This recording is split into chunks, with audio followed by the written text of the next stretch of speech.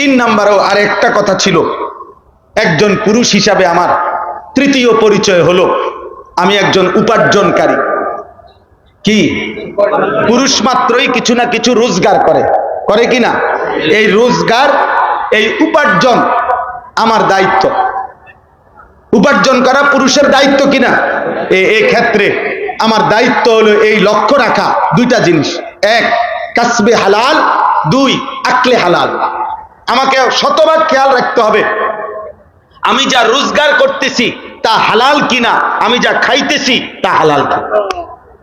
খালাস, পুরা আপনার জীবন সুন্দর হবে। এই তিন কথা মনে রাখ। আমি একজন ব্যক্তি, অতএব আমার নিজের ঈমান আমল হেফাজত করা আমার জরুরি। দুই, আমি একজন অভিভাবক, অতএব আমার অধীনস্থদের ঈমান আমল আখিরাতের হেফাজত করা আমার জন্য জরুরি। তিন, আমি একজন উপার্জনকারী, চাকরি, ব্যবসা, ক্ষেত, খামার, দেশ বিদেশ যেমনে হোক আমি কিছু না কিছু কি করি? রোজগার করি। অতএব আমাকে লক্ষ্য রাখতে হবে আমার উপার্জন যেন হালাল হয়, খাবার যেন কি হয়? হালাল। ইনশাআল্লাহ আপনি দেখবেন এই তিন জিনিস ঠিক নজর রাখলে আপনার আগামী গন্তব্য জান্নাত। আল্লাহ তৌফিক দান করেন, আল্লাহ কবুল করেন, আল্লাহ হিম্মত দান করেন। মুআজ্জাজ হাজিরিন, আমি শুধু আয়াতের তরজমা বলছি। হুয়াল্লাযী খালাকাকুম মিন তুরাবিন সুম্মা মিন নুতফাতিন সুম্মা মিন আলাকাতিন। আল্লাহ তাআলা বলে, বান্দা আমি আল্লাহ যিনি তোমাদেরকে সৃষ্টি করেছি মাটি থেকে, অতঃপর বীর্য থেকে, অতঃপর জমাট রক্ত থেকে।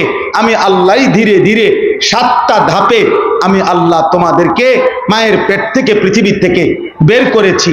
সুম্মা ইউখরিজুকুম তিফলান, যেদিন আমি মায়ের পেট থেকে বের করলাম সেদিন আমি তোমাদেরকে শিশু হিসাবে বের করেছি।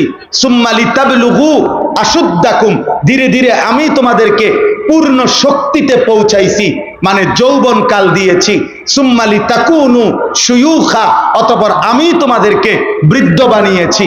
তাইলে আল্লাহ বললেন, বান্দা মনে রেখো, মাটিতে আমি তোমাকে আমি রাখছি, বীর্যের মধ্যে তোমাকে আমি রেখেছি, জমাট রক্ত, গোশতের টুকরা, হাড্ডির কঙ্কাল, গোশতের আবরণ, রূহ ফুঁকে দেওয়া, শিশুকাল, যৌবনকাল, বৃদ্ধকাল, এই সকল অবস্থার পরিবর্তন আমি করেছি।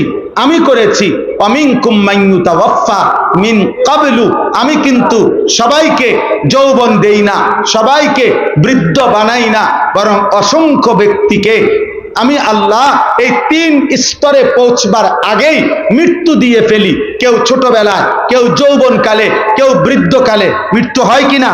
3 বছরের বাচ্চা মরে তো, 30 বছরের যুবক মরে তো, 90 বছরের বৃদ্ধ মরে তো। ওয়ালিতাবলুগু আজালাম মুসাম্মা, আমি কিন্তু প্রত্যেককে আমি আল্লাহর নির্ধারিত হায়াত আমি পূর্ণ করে থাকি। কাউকে অকালে মৃত্যু দেই না, বরং আমার ফয়সালা মতে মৃত্যু দেই। ওয়ালাআল্লাকুম তাকিলুন, আল্লাহ বলেন এই যে বিচিত্র অবস্থা, একবার মাটি, একবার বীর্য, একবার জমাট রক্ত, একবার গোশতের টুকরা, একবার হাড্ডির কঙ্কাল, একবার গোশতের আবরণ, আরেকবার রূহ ফুঁকে দিলাম, আরেকবার শিশু বানাইলাম, আবার যুবক বানাইলাম, আবার বৃদ্ধ বানাইলাম, আবার অনেককে বৃদ্ধ পর্যন্ত নিলাম, অনেককে তার আগে আগেই মৃত্যু দিয়ে দিলাম। এই সবটা আমি আল্লাহ কেন করছি? এমন রকমের ওয়ালাআল্লাকুম তাকিলুন, যেন তোমরা বুঝতে পারো, বুঝতে পারো, বুঝতে পারো। কি বুঝতে পারো? যেন তুমি বুঝতে পারো আমার এই শরীর, আমার এই দেহ, আমার এই জীবনের উপরে আসলে আমার কোনো নিয়ন্ত্রণ নাই, আমার কোনো ক্ষমতা নাই। শিশু আমি কেন হলাম? আল্লাহ চেয়েছে। যৌবন আমার কেন পেলাম? আল্লাহ চেয়েছেন বলে। বৃদ্ধ আমি কেন হলাম? আল্লাহ চেয়েছেন বলে। আমি কেন হাসলাম? আল্লাহ হাসায় বলে। আমি কেন কাঁদি? আল্লাহ কাঁদায় বলে। আমি কেন সুখে আছি? আল্লাহ সুখে রাখছে বলে। আমি কেন দুঃখে আছি? আল্লাহ দুঃখে রাখছে বলে। আমি কেন সুস্থ আছি? আল্লাহ সুস্থ রাখছে বলে। আমি কেন অসুস্থ হলাম? আল্লাহ অসুস্থ করছেন বলে।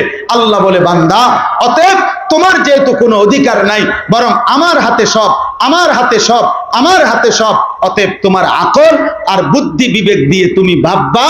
ইনসাফের দাবি, বিবেকের দাবি, আকলের দাবি এটা যে আমি আল্লাহরই গোলামি করা, আমার ইবাদত করা, আমার হুকুমই মানতে। এটাই সত্য। না তুমি তো তোমার কোনো কিছুর অধিকার নাই। আমি মন মতো বুড়ে যেতাম, কথা বলেন না কেন? আমি মন মতো হায়াত টিকতে পারমু? তাহলে আমাদের নিজস্ব কিছু করার ক্ষমতা আছে? অতএব কার গোলামি করা উচিত? কার হুকুম মানা উচিত? এই কথাটাই আল্লাহ। অতএব আমরা প্রত্যেকেই নিজের যৌবনকে কদর করব, নিজের ঈমান আমলকে হেফাজত করব, আখলাককে হেফাজত করব। আজকের এই তিতাস উপজেলা ওলামা পরিষদের এই বর্ণাঢ্য আয়োজন আল্লাহ বরকত দান করেন, আল্লাহ তাআলা কবুল করেন। আল্লাহ তাআলা এই নওজোয়ান সহ ওলামায়ে কেরাম সকলকে ঈমান আমলের হিম্মত দান করেন। আমিন।